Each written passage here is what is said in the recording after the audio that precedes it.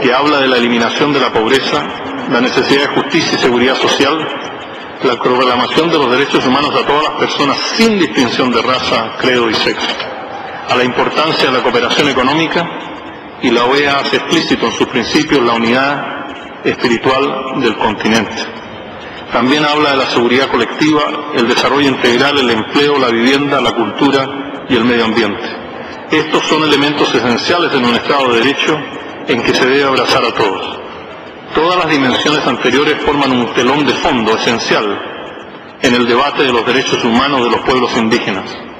El conocimiento ancestral es de primordial importancia en la consecución y realización de todos los derechos civiles, políticos, como de los derechos económicos, sociales, culturales y el derecho al desarrollo. En la presentación de hoy quisiera enfatizar solamente algunas de las contribuciones esenciales de este conocimiento ancestral.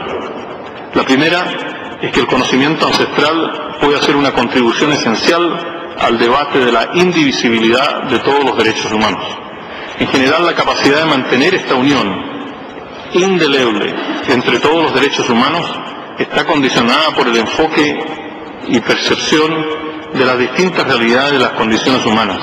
En este sentido, el conocimiento llamado moderno es generalmente desintegrado bajo la rúbrica de la especialización.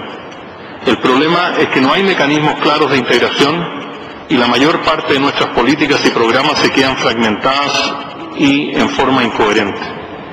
Elemento que vemos todos los días en nuestra realidad, en nuestros países. Por el contrario, la base del conocimiento ancestral de los pueblos indígenas es por su naturaleza integrada.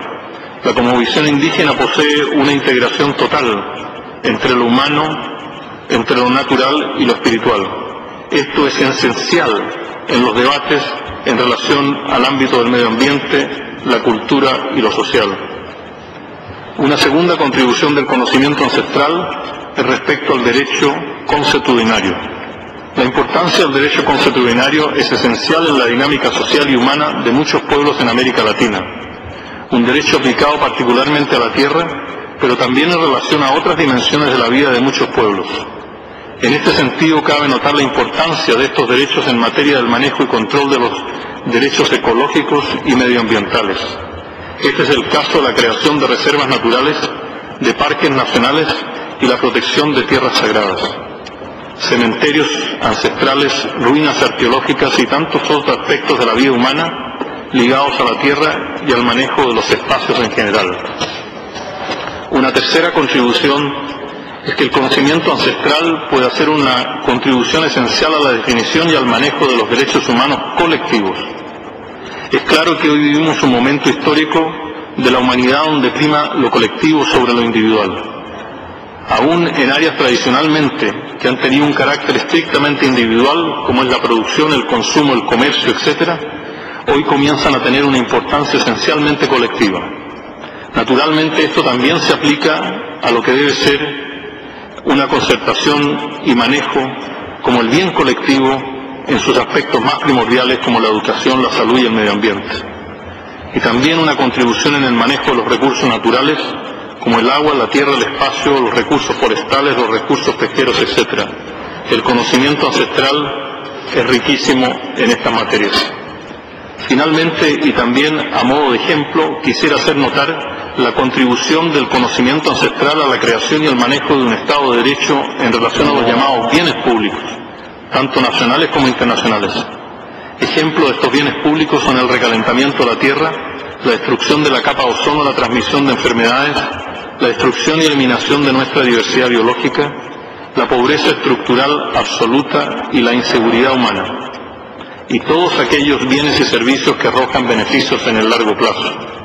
El conocimiento ancestral puede hacer una contribución esencial a la definición de los derechos asociados a esas dimensiones de la vida humana. Y es por eso que es de gran importancia el reconocimiento y la aprobación de los derechos humanos de los pueblos indígenas. América Latina y los organismos regionales de nuestra región deberían proveer un ejemplo para el resto del mundo en esta materia. La importancia de los pueblos milenarios en nuestra región no puede ser ignorada. La importancia del indigenismo a nivel social, político, cultural y espiritual es hoy fundamental para todos y todas las actividades, tanto en el ámbito de lo público como privado.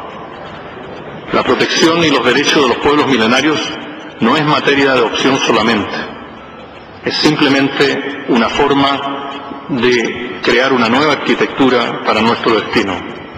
En el mundo en que no hay fronteras en lo económico ni financiero, ni tampoco hay fronteras en lo comunicacional, deberíamos resguardar nuestras identidades como pueblo, nación, raza, etc. Es esencial crear estados de derecho donde la lengua y la cultura no desaparezcan como resultado de esta competencia desenfrenada que ha hoy día provocado la globalización.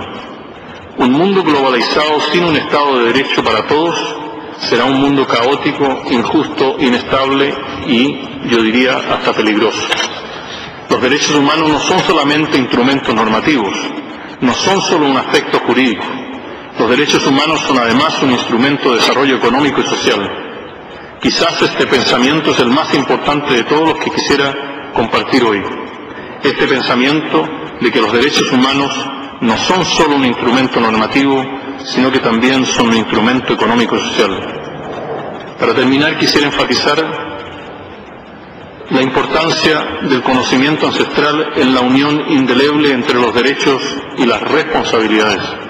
Y es en esa relación, es en esa unión que podremos tener la óptica correcta en términos de la lucha contra la pobreza, la protección y el manejo ambiental y el desarrollo sustentable con justicia social que afecta con mayor fuerza y potestad a los pueblos indígenas. Es imposible establecer una nueva política social en América Latina sin establecer un Estado de Derecho justo y solidario, un Estado de Derecho incluyente y no excluyente, un Estado de Derecho para todos los actores sociales. Ganar terreno en nuestra soberanía social demanda hacer crecer legítimamente la soberanía de todos los pueblos, no solo los elementos de soberanía relacionados con el sistema de mercado existente, como es la soberanía del consumidor, sino además la soberanía de todos los actores sociales y en este caso de nuestros pueblos indígenas.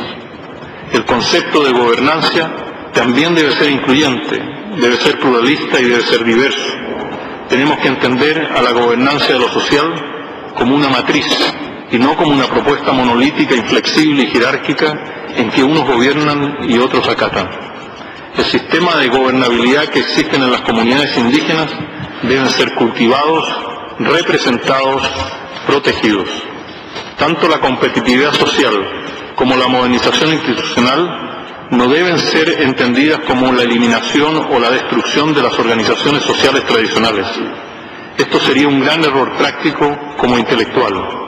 Es como plantar un árbol sin raíces o plantarlos sobre el cemento. Por el contrario, estas deberían formar parte para crear las condiciones institucionales y políticas a la expresión total de las organizaciones humanas y sociales de todos los pueblos, incluyendo los pueblos indígenas. Estos estados de derecho de los pueblos indígenas son esenciales para el aumento del bienestar material y social de los mismos, para la creación de universidades indígenas, hospitales indígenas, medios de comunicación indígenas, bancos de desarrollo, sistemas de crédito, etc. Finalmente, para terminar, quisiera decir que la Declaración Universal de los Derechos Humanos representa una colección de valores humanísticos y espirituales, su mayor parte de carácter colectivo, como son la libertad, la igualdad, la justicia, la protección, la no discriminación, la solidaridad, etc.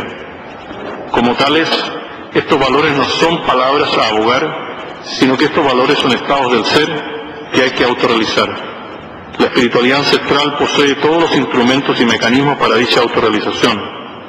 La espiritualidad ancestral provee un telón de fondo nítido y una plataforma fuerte para la autorrealización de estos valores y así la realización de los derechos humanos. Esto se da a través de la unión entre nuestras realidades humanas, naturales y espirituales. La desaprobación o la aprobación condicionada de los derechos de los pueblos indígenas tendrá grandes consecuencias negativas para tanto los pueblos indígenas como para nosotros los no indígenas. Una de estas consecuencias se traducirá en un gran limitante en nuestra transformación material como espiritual. No apoyar los derechos de los pueblos indígenas es como quemar una biblioteca antes de leer los libros. Agradezco esta oportunidad. Muchas gracias.